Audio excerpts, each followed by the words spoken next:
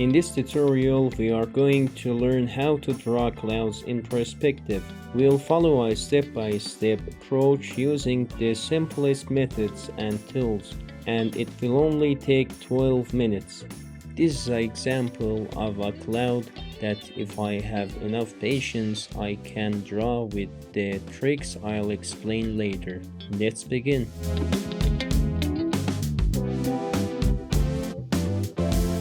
We have several mountains on the horizon. Then, from above, we draw lines that define the clouds. The aligned lines on the horizon must be within a certain range, and we only consider the size of those clouds. The higher we look above the horizon, the closer the clouds appear, until they are right above us and we can see their undersides. Now I'll show you a close-up of the cloud we are going to draw. We draw the undersides so that a large protruding bulge appears in the foreground on the paper. We don't create any dark lines at all.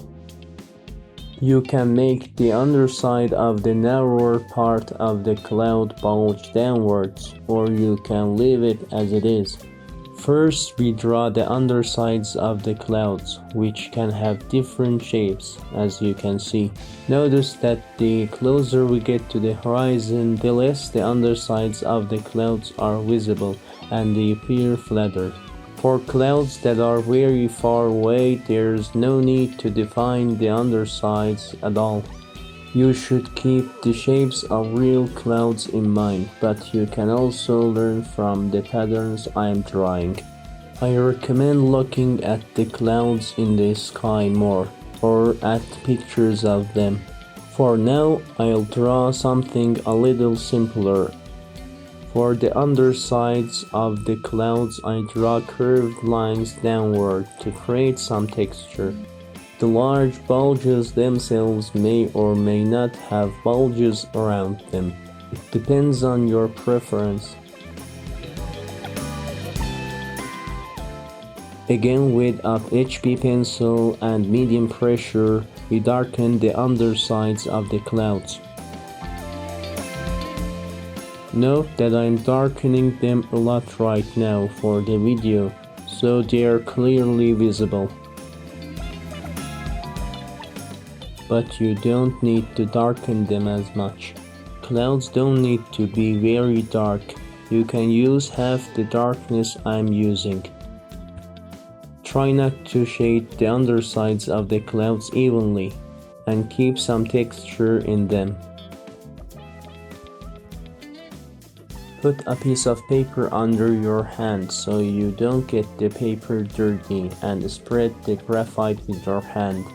Look at this cloud example to see how to complete the details of the bulges. Use small and large bulges. Create this pattern downwards around the edges and bottom of the clouds. Create bulges in the empty spaces as well, but try not to make it too crowded.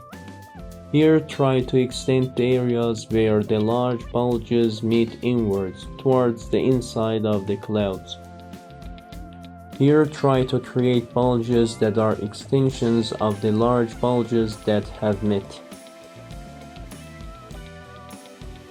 You can see how I'm drawing the bulges in the middle of the clouds and how I'm extending them. You can elongate one side of the cloud to show the effect of wind on them, if you'd like. See how I extend the bulges from certain places? This has a big effect on the texture and final shape. Try to make the clouds further away look simpler and emptier, even lighter, compared to the clouds that are closer.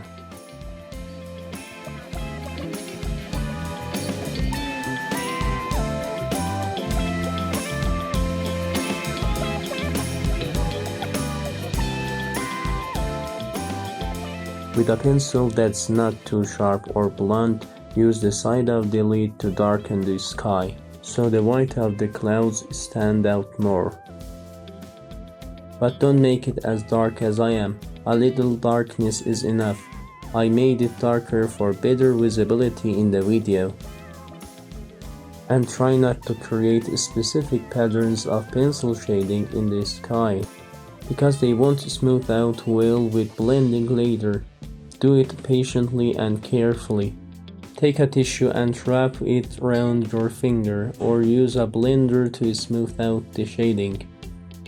I'm using the most accessible tools so that everyone can draw and learn this painting with minimal equipment. Wrap the tissue around the end of the pencil so you can create even less contact surface for blending narrower sections. For shading, the main thing is that whichever side the light hits an object from, the opposite side will be in shadow. Clouds are like a bunch of spheres next to each other, and shading them is like shading spheres. But in clouds, don't shade imperfect semicircles, include patterns of controlled randomness. Notice that the shadow is wider at the bottom and gets narrower as it goes up. Now we shade the whole cloud in the same way. Watch. One side of the large bulges is one of the places that has shadow, and a little bit on the edges and around the lower surface of the cloud. Don't forget the shadows of inner bulges. We have another section to shade here, which is the top of the inner bulges. Try to connect this shadow with the shadow of the large bulges so we have a smooth transition and the corner and contact point of the shadows aren't sharp or edgy. To keep our cloud from looking too empty, we add gentler highlights with lighter shading. Try to make the shadows start and end smoothly. And also make all the shadows lighter than mine. Of course, you need more precision this way for controlling pencil pressure.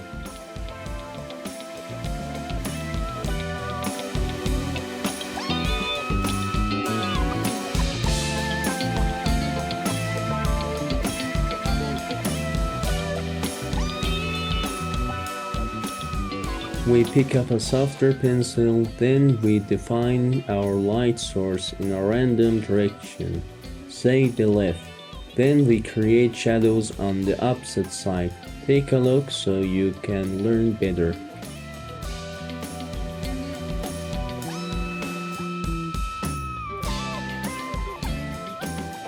So keep this in mind: shadow of the bulges, the shadow above the inner bulges, and the shadow around the lower part of the cloud. These are all the shadows you need to consider. Of course, the large bulges of the clouds create darker shadows, and even where the shadows of the large bulges meet have darker shadows.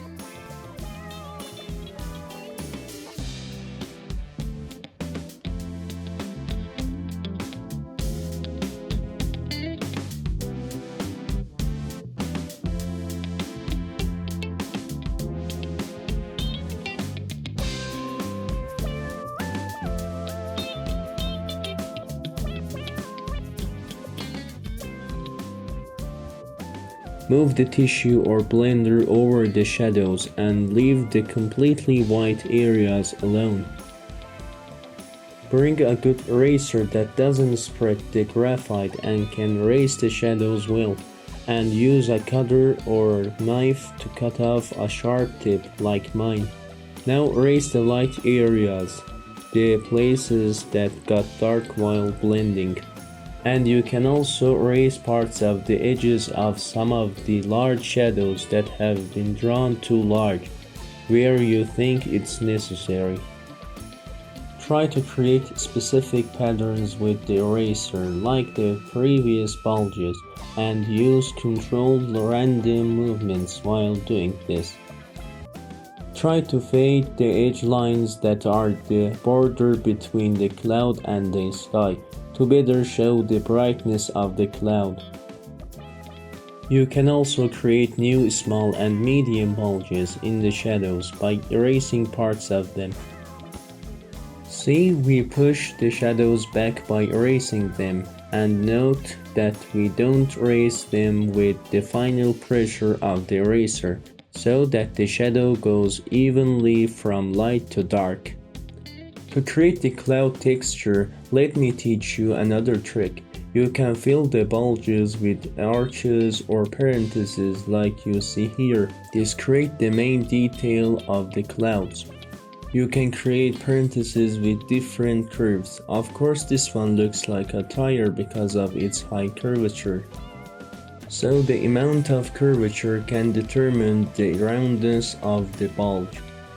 Draw parentheses facing left for the left side of the bulge and parentheses facing right for the right side of the bulge. And the further you go from the middle to the edges of the bulge, these curves and parentheses become more curved. Look at the parentheses in different directions. If these parentheses come from behind the bulge, you can draw small parentheses pointing upwards and slightly curved to the left or right, which are the ends of the parentheses that are behind the bulge and are not visible to us looking at them from the front. These can also have a different curve depending on perspective. If you extend these parentheses, you will see that a complete sphere can be made from them. In fact, these parentheses can simulate the volume of a sphere, which is like the volume of a cloud. See which direction and where I draw the curves, and you learn too. You can also draw arcs with different directions in the middle of the large bulges to create a better texture. Make sure not to press on the pencil too much. If you have a kneaded eraser, you can lighten the areas you feel are too dark by pressing and lifting it on the paper. I hope you enjoyed this tutorial. If you have any feedbacks or questions, you can write them in the comments section. Tell me what other tutorials you'd like me to make. If possible, I'll create videos based on your requests. See you soon.